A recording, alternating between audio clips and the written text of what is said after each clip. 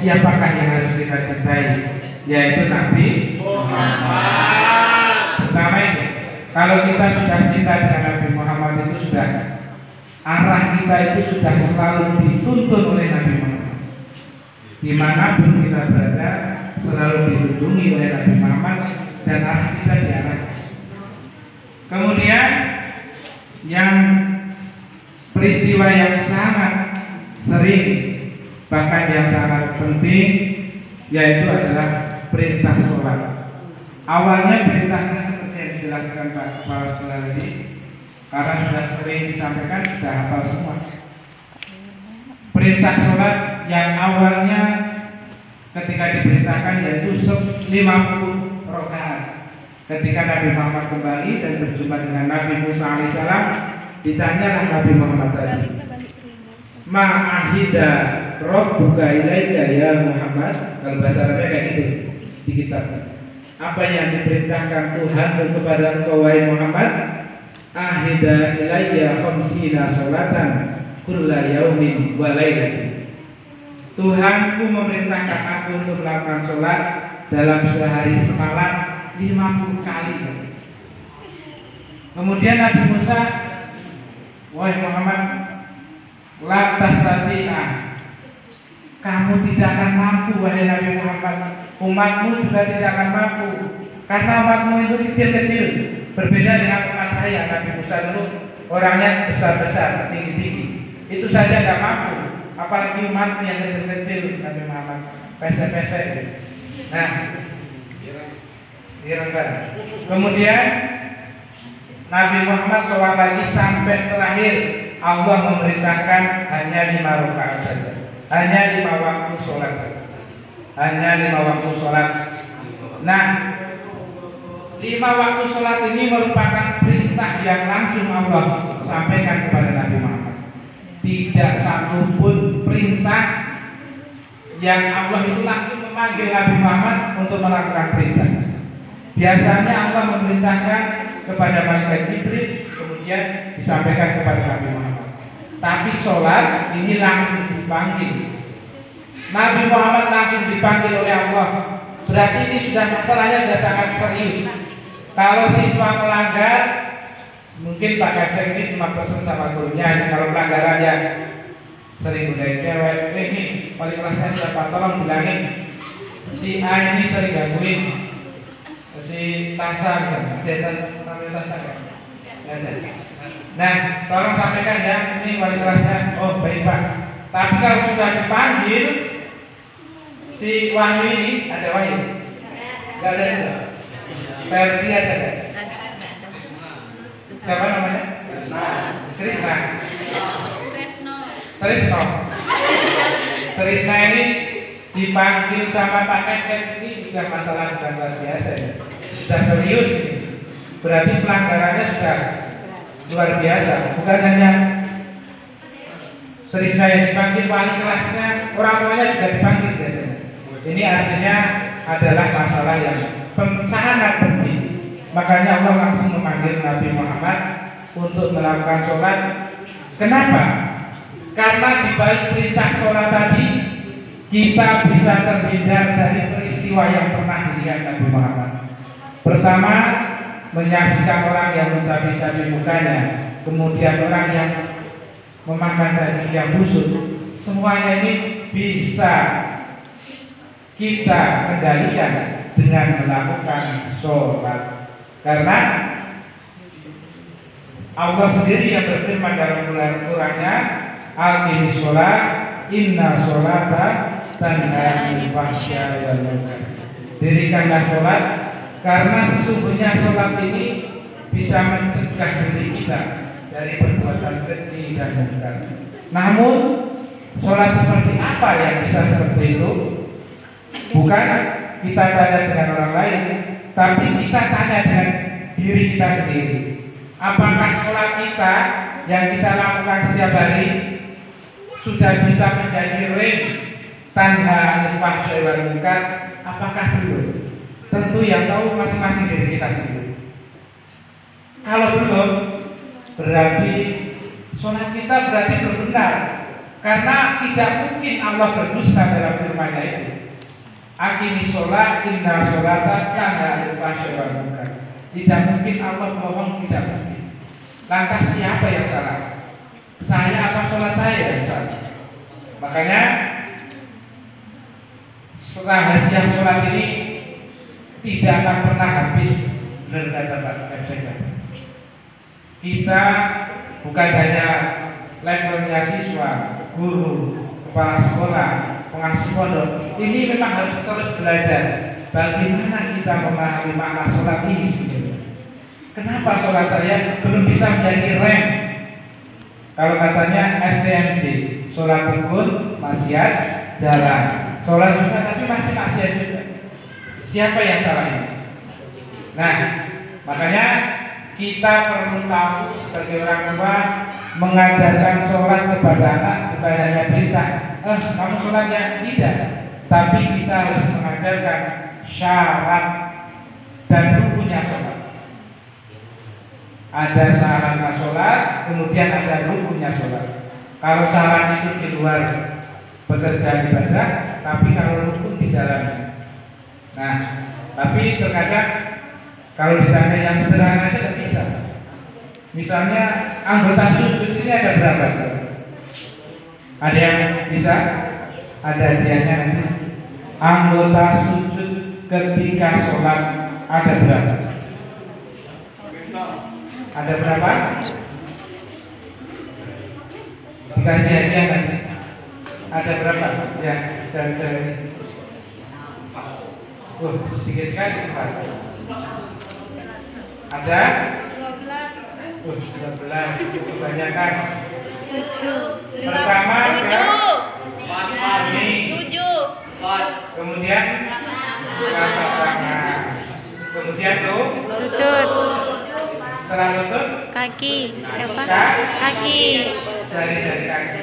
Ya, ini adalah anggota sujud. Makanya ketika kita sholat, kok pecinya atau kena menutupi kening, maka tidak sah sholat. Ini adalah contoh kecil yang menyebabkan sholat kita tidak bisa menjadi rem tadi.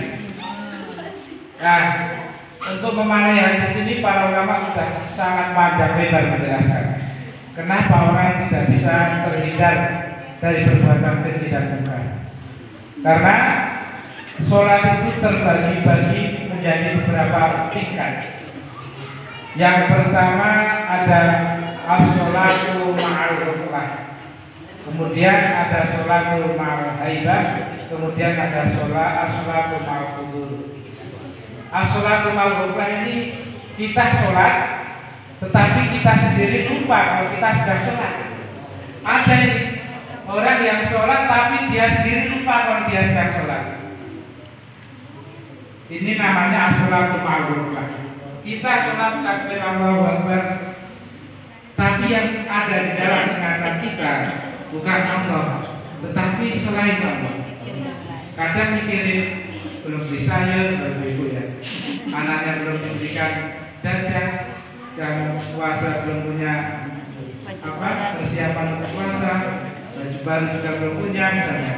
Nah, ini namanya as-sholatu ma'al ghaflah. Sholat tetapi dia lalai, dia lupa kalau dia sedang sholat. Maka sholat yang seperti ini, kata Ibnu Athaillah Sakandari dalam kitab Al-Hikam, tidak bisa mengantarkan si pelaku sholat pada hari fajr. Yang bisa hanya satu, yaitu as-sholatu ma'al hudur. Sholat dan hatinya itu hadir. Hatinya hadir. Hatinya mengingat Allah ketika sholat. Namanya as-sholatu ma'al hudur. Apakah ketika sholat tidak ingat apa-apa lagi? Tidak. Karena Rasulullah pada suatu ketika sholat ada seorang yang sedang nangis. Kemudian ada seorang anak kecil yang sedang nangis. Rasulullah menyempatkan sholatnya. Artinya ketika Rasulullah sedang sholat juga masih bisa mendengarkan apa yang berada di sekelilingnya. Bukan langsung sholat tidak ingat apa-apa, bukan. Tetapi hadir hatinya, ingat bahwa dirinya sedang melakukan sholat. Makanya dari mulai sebelum sholat dari mulai bersuci, dari mulai wudu itu udah dikatakan at-tuhuru miftahus sholat. Wudu bersuci adalah kunci daripada sholat itu. Kalau seseorang wudunya nggak benar, sudah sholat duhur cepet-cepet, yang penting kelihatan basah mukanya, ini telinganya nggak ada masih kering, ini nggak sempurna, maka sholatnya juga pasti nggak jelas. Makanya dikatakan at-tuhuru miftahus sholat. Bersuci adalah kunci daripada sholat. Makanya selain ada doa wudu, nawaitul wudu'a sampai akhir, ada zikrul wudu namanya. Ada zikir-zikir yang harus kita baca ketika wudu agar hati kita hadir mulai wudu dan begitu juga sholat hati. Ada kan ya? Ada yang hafal nggak? Zikir wudu ketika membasuh wajah, Allahumma bayyid wajhi, ya Allah putihkanlah wajah saya ketika pada hari itu nanti tidak ada wajah yang putih kecuali orang yang berwudu.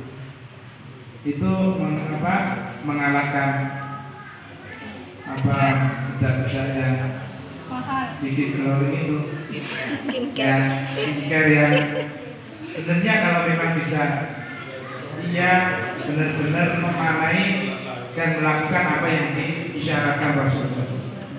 Karena nanti pada hari kiamat itu Rasulullah akan memberi pertolongan kepada umatnya sesuai identitas yang ada di dalam wajahnya.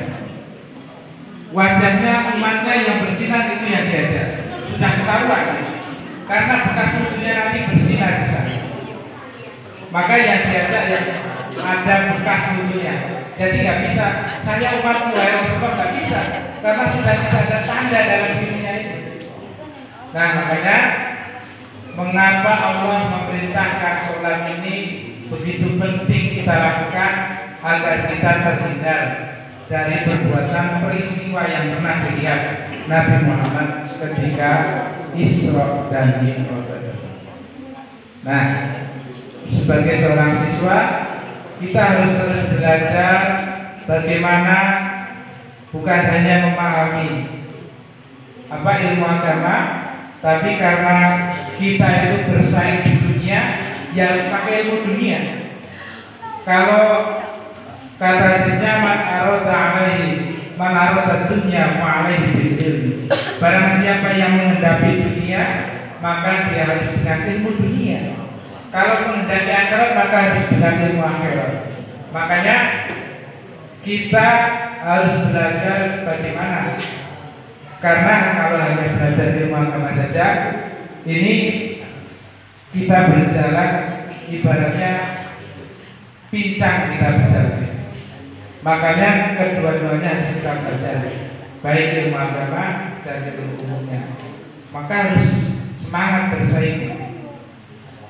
Baik, biasanya katanya sering dapat juara ya di sana ya. Iya. Nah makanya harus dipertahankan, harus bersaing dengan sekolah-sekolah yang lain. Kalau saya kebetulan ngajar di Al-Azhar juga, katanya bagus juga kalau tingkat aliyahnya ya. Kalau tingkat SMP kemarin dapat juara sebenteng. Kalau dilihat dari luar, tapi kalau masuk ke dalamnya, tapi ternyata tidak semuanya seperti itu juga. Ternyata ya IQ-nya itu biasa-biasa saja. Nah karena ada 1-2 orang yang membawa nama harus sekolahnya, maka semuanya bisa ikut. Makanya kita harus belajar yang serius. Tidak bisa hanya sekedar yang penting masuk, tidak bisa. Masa depan nanti gimana ini? Masa depan bangsa Indonesia ini yang akan meneruskan kalian-kalian semua nanti. Makanya harus semangat belajar. Pertama, ketika belajar itu tidak boleh tidak menghormati gurunya, seperti apapun gurunya. Itu kalau pesantren belajarkan. Karena kenapa kita harus menghormati guru? Karena guru itu adalah yang mendidik jiwa kita. Spiritual kita ini yang mendidik adalah guru. Orang tua itu hanya membesarkan visi kita. Lantas gurulah yang harus lebih dimuliakan dibanding orang tua. Makanya sepandai-pandai apapun siswa, kalau tidak sopan dengan gurunya, tidak akan pernah berkah belajar ilmu. Makanya penting sekali hormat kepada gurunya, meskipun kadang kita merasa gurunya kok nggak pinter ya, lebih pinter saya kayaknya. Ini nggak boleh sama sekali, karena itu akan menghilangkan keberkahan ilmu yang kita miliki. Apalagi sampai mengumpat, gurunya ini apa ini, sering diumpat di belakangnya, itu sungguh-sungguh sangat membuat ilmu itu tidak bisa masuk. Kan kita ingat pelajaran yang paling kita nggak sukai ketika sekolah, biasanya nilainya ya paling jelek juga biasanya. Saya dulu nggak suka olahraga, saya nggak suka olahraga karena gurunya kalau ini kita salah dikit ditendang itu masih ada bu saya di sana. Tapi saya tetap sekarang karena sudah memahami ternyata tidak ada guru yang sebenarnya